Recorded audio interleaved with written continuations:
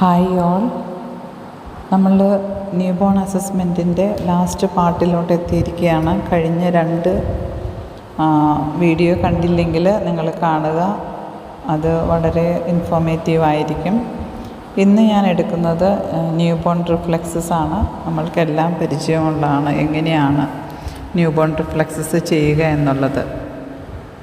New born reflexes എന്ന് പറഞ്ഞു കഴിഞ്ഞാൽ അത് കുട്ടികളുടെ ഒരു പ്രിമിറ്റീവ് റിഫ്ലെക്സസ് ആണ്. അതിലൂടെയാണ് അവരുടെ ബ്രെയിൻ്റെയും നെർവ് സിസ്റ്റത്തിൻ്റെ ഫങ്ഷൻ നമുക്ക് അറിയാൻ പറ്റുന്നത്. ആഫ്റ്റർ സം ടൈം അത് ഡിസപ്പിയർ ആവും. കുഞ്ഞിൻ്റെ നെർവ് സിസ്റ്റം മെച്യൂർഡ് ആവുന്നതനുസരിച്ച് അത് ബേബി സറൗണ്ടിങ്ങിനോട് അഡൽട്ട് ചെയ്യുന്ന മാതിരി തന്നെ നോർമലായിട്ട് റെസ്പോണ്ട് ചെയ്യും. അപ്പോൾ ഇതിൻ്റെ ഇമ്പോർട്ടൻസ് എന്താണെന്ന് വെച്ച് കഴിഞ്ഞാൽ, ന്യൂ ബോൺ റിഫ്ലെക്സസിൻ്റെ ഇമ്പോർട്ടൻസ്, കുഞ്ഞിന് എന്തെങ്കിലും ന്യൂറോളജിക്കൽ ഇമ്പയർമെൻ്റ് ഉണ്ടോ, അതിൻ്റെ ബ്രെയിനിന് എന്തെങ്കിലും അബ്നോർമാലിറ്റി അല്ലെങ്കിൽ എന്തെങ്കിലും ഫങ്ഷണൽ പ്രോബ്ലം ഉണ്ടോ എന്നുള്ളത് അറിയാനായിട്ടുള്ള ഏറ്റവും ബേസിക്കായിട്ടുള്ള മെത്തേഡാണ് ന്യൂ ബോൺ റിഫ്ലെക്സസ്. അപ്പം നമ്മൾക്ക് ആ രീതിയിൽ തന്നെ ഇതിനെ കാണാം. അപ്പോൾ ആദ്യത്തെ സ്ലൈഡിൽ ഞാൻ അതിൻ്റെ മീനിങ് പറഞ്ഞിട്ടുണ്ട്, അത് നിങ്ങൾക്ക് മനസ്സിലാക്കാവുന്നതാണ്. അടുത്ത സ്ലൈഡുകളിൽ ഞാൻ പറയാൻ പോകുന്നത് അതിന് മെയിനായിട്ട് 2 ആയിട്ടാണ് അതിനെ ക്ലാസിഫൈ ചെയ്തിരിക്കുന്നത്. ഒന്ന് ലോക്കലൈസ്ഡും 2 മാസ് റിഫ്ലെക്സസ് എന്നായിട്ടാണ് കാണിച്ചിരിക്കുന്നത്. അപ്പോൾ ഈ ലോക്കലൈസ്ഡ് റിഫ്ലെക്സസ് ആണെങ്കിൽ നമ്മൾ ഓരോ സിസ്റ്റത്തിലും എങ്ങനെയാണെന്നാണ് അവർ പ്രത്യേകമായിട്ട് പറയുന്നത്. ഒന്ന് നമുക്കറിയാം, റിഫ്ലെക്സസ് ഓഫ് ദ ഐസ് പറയുന്നുണ്ട്, ബ്ലിങ്കിങ് റിഫ്ലെക്സ്. അത് നമ്മൾക്ക് എല്ലാവർക്കും ഉള്ളതാണ്. Blink suddenly when we are appearing on the bright light. അത് കുഞ്ഞുങ്ങൾക്ക് ബർത്തിലേ ഉണ്ട്, അത് ഡസ് നോട്ട് ഡിസപ്പിയർ. പിന്നെ പീപ്പിലറി റിയാക്ഷനാണ്, അതും from birth throughout our life ഉള്ളതാണ്. പീപ്പിൾസ് കൺസ്ട്രക്റ്റ് ചെയ്യുന്നതും when the bright light fall on it. Doll's eye movement ന്യൂ ബോണിൽ 3 to 4 months വരെയാണ് ഇത് ഉണ്ടാകത്തുള്ളൂ. അത് when the babies head move to right side or left. അപ്പോൾ നമ്മൾ കുഞ്ഞിൻ്റെ തല ഇടത്തോട്ടോ വലത്തോട്ടോ തിരിക്കുമ്പോൾ eyes lag behind and do not immediately adjust to new position. കുഞ്ഞിൻ്റെ ഈ ഡോൾസിൻ്റെ മാതിരി തന്നെ ഐസ് മൂവ് ചെയ്യത്തില്ലാതിരിക്കും, അത് ഫിക്സ് ആയിട്ടിരിക്കുന്നു എന്നാണ് ഇവിടെ പറയുന്നത്. അത് 3 to 4 months ഡിസപ്പിയർ ആവും. ഇത്രയാണ് റിഫ്ലെക്സസ്, ലോക്കൽ റിഫ്ലെക്സസിൽ ഐയുടെ. പിന്നെ നമ്മൾ നോക്കുന്നത് റിഫ്ലെക്സസ് ഓഫ് നോസാണ്, സ്നീസിങ്, ഗ്ലബെല്ലാർ.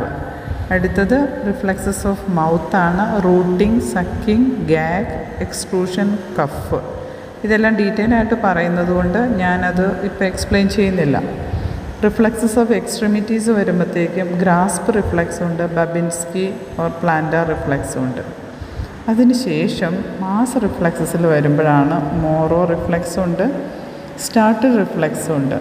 പിന്നെ നമ്മൾ പെറിസ് എന്ന് പറയുന്നുണ്ട്, ടോണിക് നെക്ക് റിഫ്ലെക്സ് ഉണ്ട്, ഗാലൻറ്റ് റിഫ്ലെക്സ് ഉണ്ട്, ഡാൻസ് റിഫ്ലെക്സ് അല്ലെങ്കിൽ സ്റ്റെപ്പിംഗ് റിഫ്ലെക്സ് ഉണ്ട്, ക്രോൾ റിഫ്ലെക്സ് ഉണ്ട്.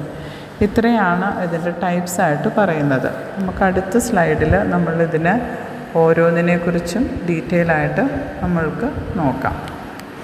റിഫ്ലെക്സസ് ഓരോന്നായിട്ട് നമുക്ക് നോക്കാം. നമ്മൾ എലിസിറ്റ് ചെയ്യുന്ന റിഫ്ലെക്സസ് മാത്രമേ ഞാനിവിടെ എക്സ്പ്ലെയിൻ ചെയ്യുന്നുള്ളൂ. ഫസ്റ്റ് നമ്മൾ നോക്കുന്നത് ഗ്ലബെല്ലാർ റിഫ്ലെക്സ് ആണ്. അത് കുഞ്ഞിൻ്റെ tapping briskly on bridge of nose എന്ന് പറഞ്ഞാൽ ഗ്ലബെല്ലാർ റീജിയണിൽ. അപ്പോൾ because eyes to close tightly, നമ്മൾ 2 പുരികവും ചേരുന്ന അവിടെ നമ്മൾ ജസ്റ്റ് ഒരു ചെറിയ ടാപ്പ് കൊടുക്കുമ്പം കുഞ്ഞ് പെട്ടെന്ന് 2 കണ്ണും ബ്ലിങ്ക് ചെയ്യുന്നു. അത് ഡസ് നോട്ട് ഡിസപ്പിയർ. അതാണ് ഗ്ലബെല്ലാർ റിഫ്ലെക്സ്.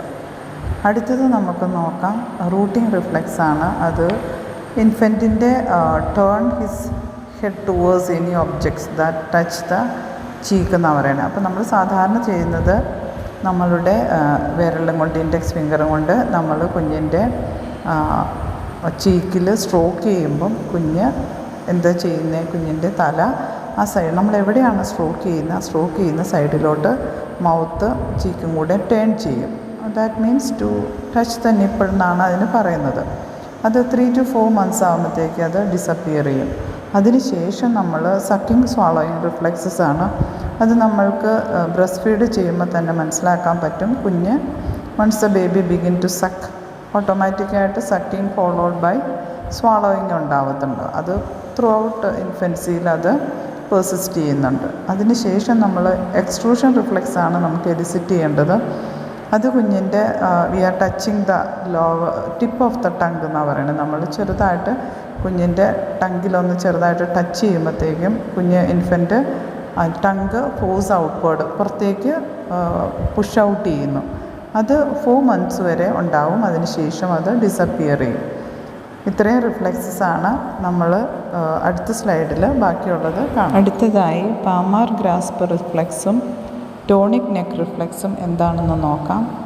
പാമാർ ഗ്രാസ്പ് റിഫ്ലെക്സ് നമുക്കറിയാം, കുഞ്ഞിൻ്റെ 2 കൈയിലും നമ്മളുടെ ഫിംഗേഴ്സ് വെച്ച് കൊടുത്തു കഴിയുമ്പോൾ touching the palms of hands എന്നാണ് പറയുന്നത്. അപ്പം നമ്മൾ വെച്ച് കൊടുത്തു കഴിയുമ്പോൾ കുഞ്ഞ് അത് ഫ്ലെക്ഷൻ ഓഫ് ഹാൻഡ് നമ്മുടെ കൈ മുറുകെ പിടിക്കുന്നതായിട്ട് നമുക്ക് ഫീൽ ചെയ്യും. അത് 3 months അത് ഡിസപ്പിയർ ചെയ്യുന്നതായിരിക്കും. അതിനുശേഷം നമുക്ക് ടോണിക് നെക്ക് റിഫ്ലെക്സ് നമുക്കറിയാം, സഡൻലി നമ്മൾ കുഞ്ഞിൻ്റെ ഹെഡ് ഒരു വശത്തേക്ക് ടേൺ ചെയ്യുമ്പോൾ എങ്ങോട്ടാണോ നമ്മൾ കുഞ്ഞിൻ്റെ തല തിരിക്കുന്നത് ആ സൈഡിലെ ആം ലെഗും എക്സ്റ്റെൻഡഡ് ആയിരിക്കും, ഓപ്പോസിറ്റ് സൈഡിലെ ആമും ലെഗും ഫ്ലെക്സ്ഡ് ആയിരിക്കും. അത് 2nd month വന്നിട്ട് 3 to 4 months അത് ഡിസപ്പിയർ ആവുന്നതായിരിക്കും. അടുത്തതായി നമുക്ക് ബബിൻസ്കി റിഫ്ലെക്സ് നോക്കാം.